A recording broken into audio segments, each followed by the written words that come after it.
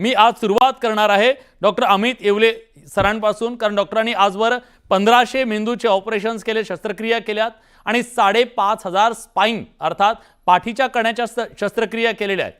त्यांच्याकडून आपण समजून घेणार आहोत. डॉक्टर, आज या स्पायनल कॉर्डच्या माध्यमातून आम्हाला समजून सांगा की सैफवर झालेला हा हल्ला किती घातक होता, तो नेमका कुठे झालेला होता, शरीराच्या कुठल्या भागावर झालेला होता आणि तो किती घातक होता. तर बेसिकली हा जो हल्ला झाला आहे याच्यामध्ये काही डीप वुंड्स आहेत, काही सुपरफिशियल आहेत. डीप वुंड्स ज्या आहेत त्या 2 आहेत. 2 पैकी एक जी वुंड आहे ती डॉर्सल स्पाइन म्हणजे पाठीच्या मानेच्या मणकेच्या खालच्या भागामध्ये, ज्या भागात आपल्याला म्हणता येईल की रिबकेज असतं त्या जागेवरती तुम्ही दाखवू शकाल हे? या तर पहिले आपले 7 मणके असतात मानेचे, त्यानंतर 12 मणके पाठीच्या मणक्याचे असतात आणि पाठीच्या 12 मणक्यांमध्ये जो आपण म्हणतो त्याला डॉर्सल स्पाइन बोललं जातं आणि डॉर्सल स्पाइनच्या मागच्या भागामध्ये हा हल्ला झालेला आहे. आता म्हणजे मानेपासून किती अंतरावरती? मानेपासून आपण म्हणता येईल की पहिले 7 वर्टिब्रे सोडले की खाली. एक्झॅक्ट वर्टिब्रे कुठला आहे ह्याची आपल्याला अजून इन्फॉर्मेशन मिळालेली नाहीये, डिटेल्स, पण आपल्या छातीचा मागचा भाग. Yes yes yes. बरं, पण इथं काय असं असतं की म्हणजे किती खोलवर असतं आणि ते जीवघेणं का ठरलं असतं? असं म्हटलं जातं की पॅरालिसिस होऊ शकला असता. Yes yes. म्हणजे काय ते जरा समजून सांगा. आता आपल्या पाठीच्या मणक्यामध्ये जे तंतू असतात ते मेंदूपासून जो पण सिग्नल येतो शरीराला किंवा आपल्या हातापायाची हालचाल व्हायची असेल बेसिकली, तर मेंदूपासून जो सिग्नल येणार आहे तो मानेच्या मणक्यातून पाठीच्या मणक्यात, पाठीच्या मणक्यातून खालच्या पायाच्या मणक्यात आणि पायामधून छोट्या छोट्या नसांमधून सेन्सेशन दिले जातात. याचं अंतर किती असतं? म्हणजे याचं अंतर जर आपण विचार केला, चाकू आहे असं गृहीत धरूया, हा चाकू आहे. Yes yes. तो किती खोलवर गेला होता? हार्डली 2 ते 2.5 इंचचं आपण अंतर म्हणू शकतो, कारण सैफ अली खान हा एक मस्क्युलर बॉडीचा व्यक्ती आहे, त्यामुळे मसल मास बऱ्यापैकी असणार आहे. दुसरा एक ऍडव्हान्टेज म्हणेल मी नशीब सैफ अली खानचं की ते डॉर्सल स्पाइनला होता, कारण डॉर्सल स्पाइनला स्पाइनस प्रोसेस जे आहेत तुम्ही बघत असाल तर असे वाकलेले आहेत. सर्वायकल स्पाइनला जर आपण बघितलं तर मणक्याचे जे डायरेक्शन आहे ती सरळ आहे, त्यामुळे 2 मणक्याच्या मध्ये गॅप जो आहे तो डॉर्सल स्पाइनला कमी असतो किंवा तो झाकलेला असतो बिलकुल, because of this bone arrangement. तर त्याचा एक ऍडव्हान्टेज सैफ अली खानला भेटलेला आहे. आणि जेव्हा तो चाकूचा वार झाला तो वार त्या तिकडे बोन ते याच्याने पेनने दाखवा की साधारणपणे किती तो खोलवर असू शकतो. म्हणजे आता आपण विचार केला तर स्किन इथे असेल आणि स्किन पासून एवढं अंतर आतमध्ये गेला होता आणि 2 इंचाचा जो तुकडा भेटलेला आहे मेटलचा चाकूचा तो आतमध्येच अडकलेला होता आणि हा ऑपरेशन नंतर आपल्याला काढता आला आहे.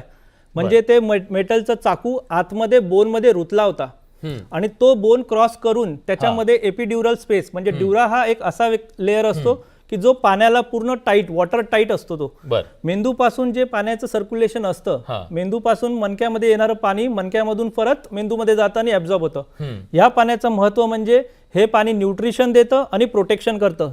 ते फ्लुइड ज्याला असं म्हटलं गेलं, सीएसएफ बोलतो आपण, थांबवणं हे एक चॅलेंज होतं सर्वात महत्वाचं. कारण 2 कारणं आहेत. एक तर जर पाणी कंटिन्युअस वाहत राहिलं तर मेंदूच्या मधलं प्रेशर सडनली कमी होतं आणि याचा इनडायरेक्ट इफेक्ट मेंदूच्या इंट्राक्रॅनियल प्रेशर कुठे असतं ते या बोनच्या खाली जे आपण हे येल्लो बघतोय, हे येल्लो नर्व्स आहेत आणि त्याच्यामध्ये पोकळी आहे, तिकडे ड्युरा हा येल्लो जे स्ट्रक्चर दिसते आपल्याला जर झूम करता आलं तर ते येल्लो जे आहे ते ड्युरा आहे आणि त्या ड्युरामध्ये आतमध्ये पाणी आणि त्याच्या आतमध्ये मज्जातंतूचे सेन्सरी घेऊन जाणारे नर्व्स असतात. त्याला जर जखम झाली तर परमनंट पॅरालिसिस होण्याची रिस्क असते.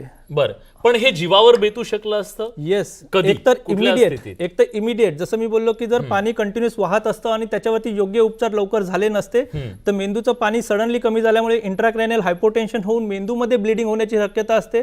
त्याच्यानेही पेशंट सडनली अनकॉन्शियस होऊ शकतो. एक मुद्दा.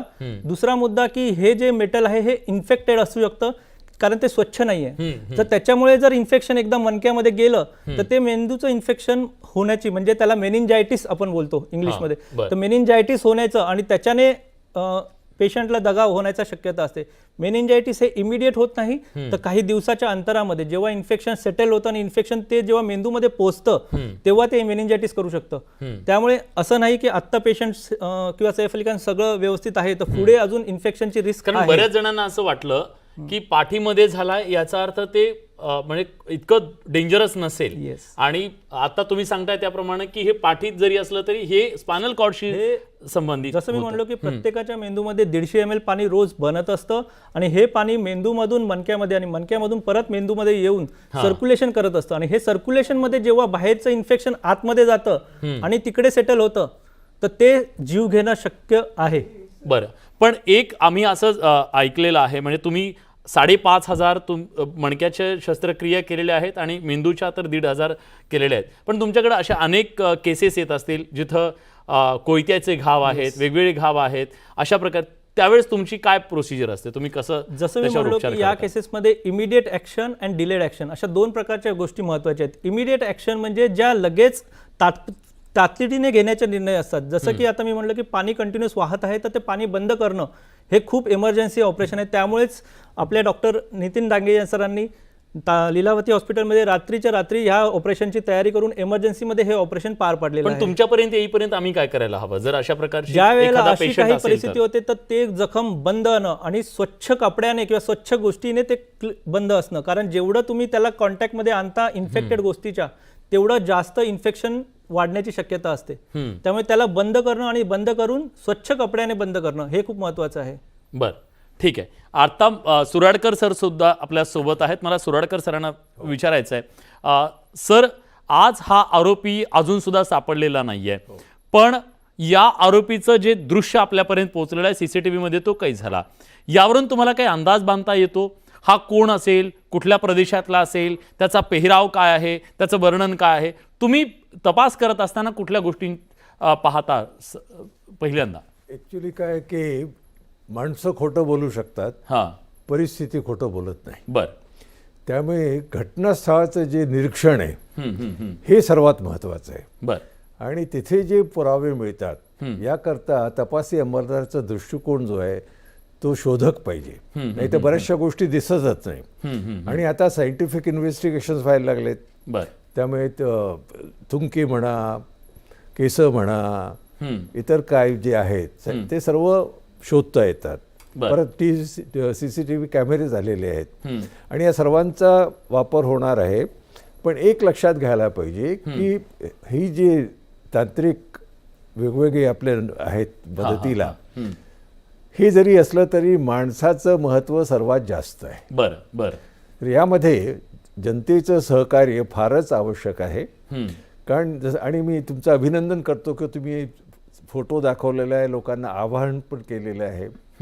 लोकांच्या मनात कधी नाही सर, कधी आपलं कर्तव्य आहे ना, कारण नाही, आज पोलीस शोधतायत तर कर्तव्य सर्वांनी पालन केलं असतं तर ही वेळच आली नसती. हां, अडचणीच आहे की कर्तव्य पालन करत नाही. बरीच कारणं आहेत. लोकांना असं वाटतं की कशात लफड्यात पडा. हां, आता मी कधी कधी मदत करायला जातो, माझी बायकोच म्हणते घबराणं कशाला करता, आता झाले ना रिटायर. हां, तर ही जी एक मानसिकता आहे ही सर्वांमध्ये आहे की आपण आपल्याला काही झळ पोचणार नाही हे आधी बघतो. हां, आणि आज दुर्दैवाने जी परिस्थिती आहे ती पोलिसांवर विश्वास जितका असायला पाहिजे तितका नाही. बरं. पोलिसही जबाबदार आहेत.